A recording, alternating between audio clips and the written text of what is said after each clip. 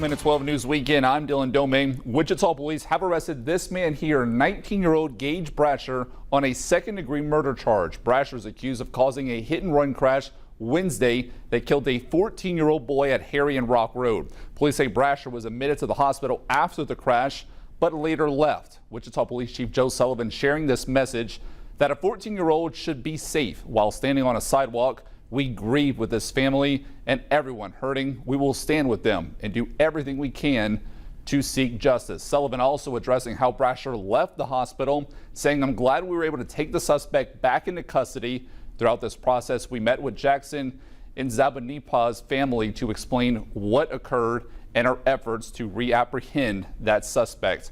You can find more on the arrest and on the crash online on our website, kwch.com, or over on our 12 News app.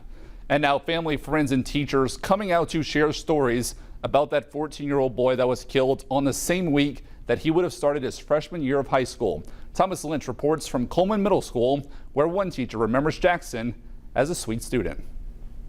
Tracy Wallace teaches newcomer science at Coleman Middle School. However, her story with Jackson and Zampanipa goes back before then. He started with me over at Jardine, and then whenever Jardine closed, we moved over here, and he was one of the students that ended up over here at Coleman with me.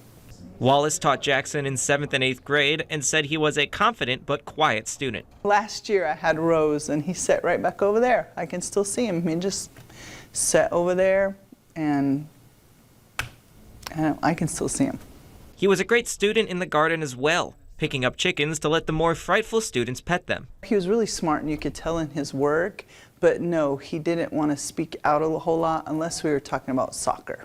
Jackson in Zampanipa was an avid soccer fan, and he would spend his middle school recesses here on this field playing soccer with his friends. Soccer is the big one. He loves soccer. He always jumped in to decide whether Messi or Ronaldo were the better soccer players, you know, like he always had an opinion on that. So Wallace was devastated when she heard the news on Thursday.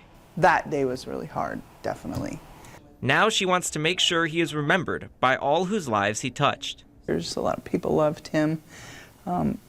He was just such a confident, just honest, sweet young guy.